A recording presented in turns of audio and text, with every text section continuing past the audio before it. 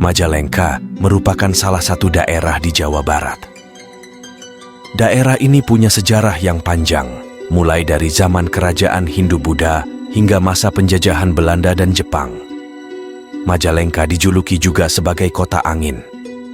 Dijuluki demikian bukanlah tanpa sebab. Hal tersebut dikarenakan daerah ini selalu dilalui oleh angin yang kuat. Keberadaan angin di Majalengka dapat dijelaskan oleh perbedaan tekanan udara antara wilayah utara dan selatan, dan itulah dasar mengapa julukan Kota Angin melekat pada kota yang berada dekat dengan puncak Gunung Ciremai. Kemudian, mengenai penamaannya sendiri, ada berbagai versi mengenai penamaan Kabupaten Majalengka ini, namun yang paling masyhur adalah bahwa nama Majalengka berasal dari dua kata dalam bahasa Cirebon, yaitu Maja dan Langka. Menurut versi ini, ketika orang Cirebon datang ke Sindangkasih, mereka tidak menemukan lagi pohon maja. Karena itu, mereka berkata Maja Langka atau buah maja hilang. Sejarah mengenai wilayah kabupaten ini sebenarnya hampir sama dengan wilayah Jawa Barat lainnya yang tidak bisa lepas dari kerajaan Sunda Pajajaran.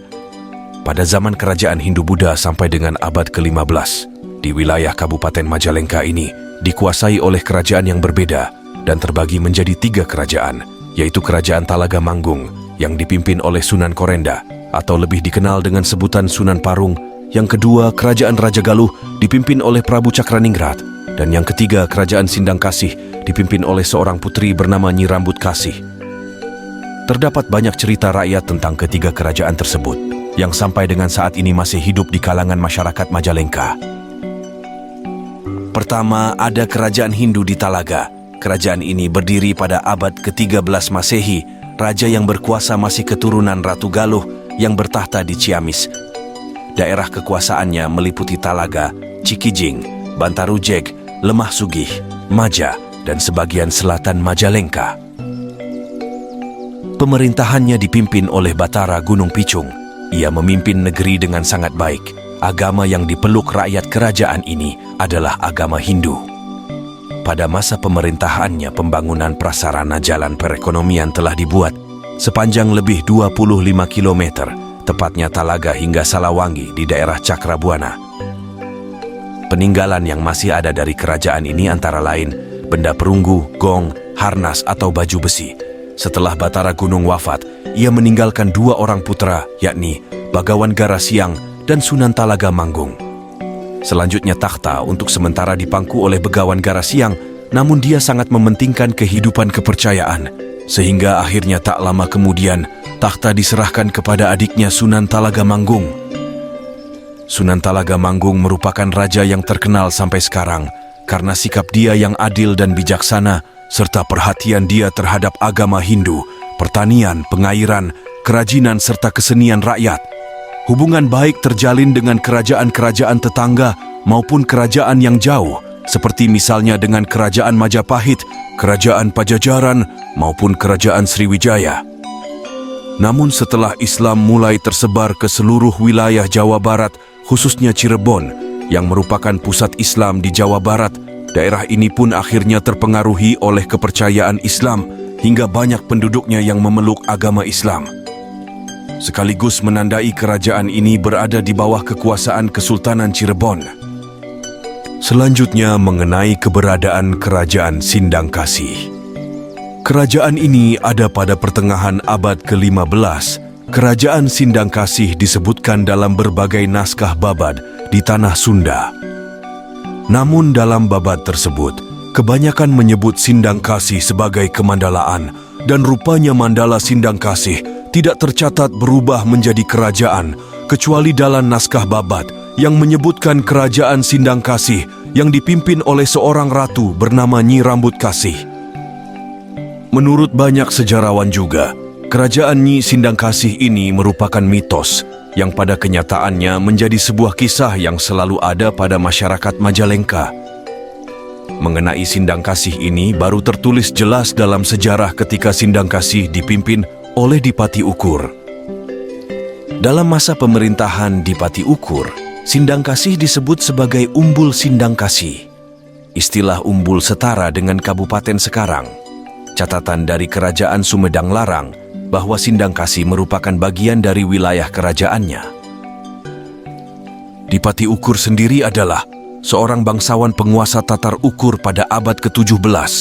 Ia adalah Bupati Wedana Priangan yang pernah menyerang VOC di Batavia atas perintah Sultan Agung dari Kesultanan Mataram pada tahun 1628. Serangan itu gagal dan jabatan Dipati Ukur dicopot oleh Mataram. Dan setelah itu Sindangkasih tetap berada dalam kekuasaan Sumedang Larang. Kemudian adalah Kerajaan Raja Galuh. Kerajaan ini berada di Kecamatan Raja Galuh, kurang lebih 35 km arah timur dari pusat kota Majalengka.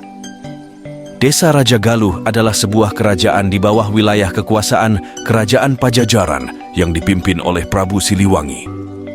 Kerajaan Raja Galuh sendiri dipimpin oleh Raden Cakraningrat. Namun pada tahun 1482 Masehi, Syekh Syarif Hidayatullah atau Sunan Gunung Jati yang pada waktu bertugas mengembangkan Islam di Jawa Barat mengalami kendala ketika berusaha masuk pada kerajaan ini. Dari sekian banyak kerajaan di Tatar Pasundan, hanya Kerajaan Raja Galuh yang sulit ditundukkan. Namun dengan perjuangan yang luar biasa dan dengan menggunakan berbagai cara yang tentunya halus, hingga akhirnya dapat menguasai kerajaan ini.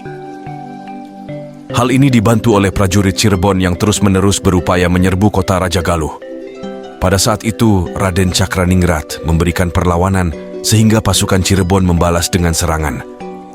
Pertahanan Raja Galuh semakin lemah sehingga Raja Galuh mengalami kekalahan. Prabu Cakraningrat sendiri melarikan diri. Sementara anaknya Nyi Putri Indangsari tidak ikut serta dengan ayahnya. Ia pergi ke sebelah utara sekarang dikenal dengan Desa Cidenok, namun akhirnya ditangkap oleh pasukan Cirebon. Selanjutnya ketika masa kolonial Hindia Belanda, tepatnya tahun 1819, dibentuklah Karesidenan Cirebon yang terdiri atas Kabupaten Cirebon, Kuningan, Bengawan Wetan, Galuh, dan Maja. Kabupaten Maja adalah cikal bakal Kabupaten Majalengka. Pembentukan Kabupaten Maja berdasarkan Besluit Komisaris Gubernur Jenderal Hindia Belanda nomor 23, tanggal 5 Januari 1819. Kabupaten Maja adalah gabungan dari 3 distrik, yaitu Distrik Sindangkasih, Distrik Talaga, dan Distrik Raja Galuh. Kabupaten Maja sendiri beribu kota di Kecamatan Maja sekarang, dan Bupati pertama Kabupaten Maja adalah Raden Tumenggung Dendranegara. Selanjutnya dengan beberapa kebijakan pada waktu itu, akhirnya pemerintah kolonial menambah distrik di kabupaten ini, hingga akhirnya Kabupaten Maja mencakup wilayah Talaga, Maja, Sindangkasih, Raja Galuh, Palimanan, dan Kedondong. Dan masa selanjutnya, tanggal 11 Februari 1840, pemerintah Belanda mengeluarkan Surat Staatsblad nomor 7 dan Besluit Gubernur Jenderal Hindia Belanda nomor 2 yang menjelaskan perpindahan ibu kota kabupaten dari Maja ke wilayah Sindangkasih dan kemudian diberi nama Majalengka. Nama kabupaten disesuaikan dengan nama ibu kota kabupaten yang baru, dari Kabupaten Maja menjadi Kabupaten Majalengka. Status yang dibentuk Belanda tersebut tetap tidak berubah hingga Indonesia merdeka, bahkan hingga saat ini.